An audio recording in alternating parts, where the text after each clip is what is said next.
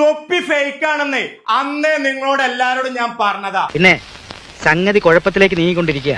എന്റെ latest photo സഹിതം വാർത്ത പത്രത്തിൽ വന്നു. ഇപ്പൊ അവന്റെ എല്ലാ ഉടായ്പും പൊളിഞ്ഞില്ലേ? അന്ന് ഞാൻ നിങ്ങളോട് പറഞ്ഞു തൊപ്പി എന്ന് പറഞ്ഞ വ്യക്തി ഫേക്ക് ആണെന്ന്. പടച്ചോണ്ടടാ മേലെ, പടച്ചോൻ അത് തെളിയിക്കും. ഇങ്ങനെ ചീറ്റി പോകുന്ന ആരെങ്കിലും കരുതിയോ? ഇവൻ ചെയ്യണ സഹായങ്ങളൊക്കെ കളവാണെന്നുള്ളത് ഇപ്പൊ നിങ്ങക്ക് മനസ്സിലായില്ലേ? ഇതൊക്കെ എന്ത് ദ്രോഹാടോ?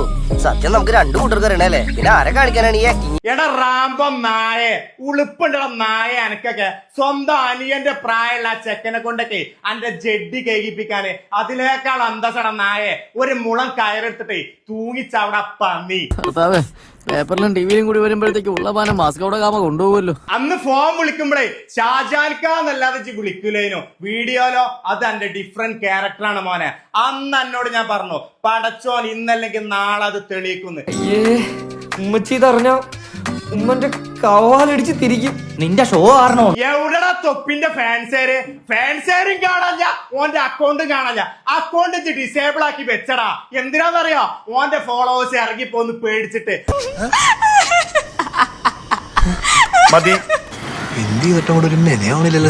അന്ത ഭയ എനിക്ക് വാണടാ.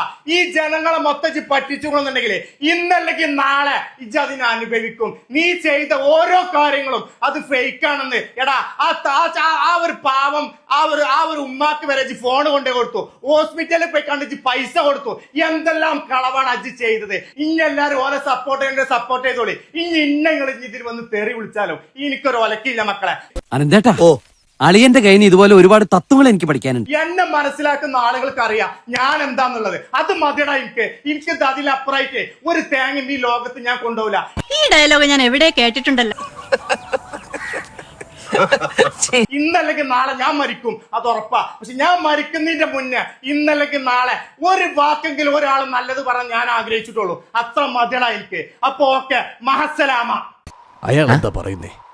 എനിക്കറിയാം എന്തോ കാര്യമായിട്ട് പറയുന്നു. இந்தாப்பா பார்க்கவே ரொம்ப கஷ்டமாக இருக்கு.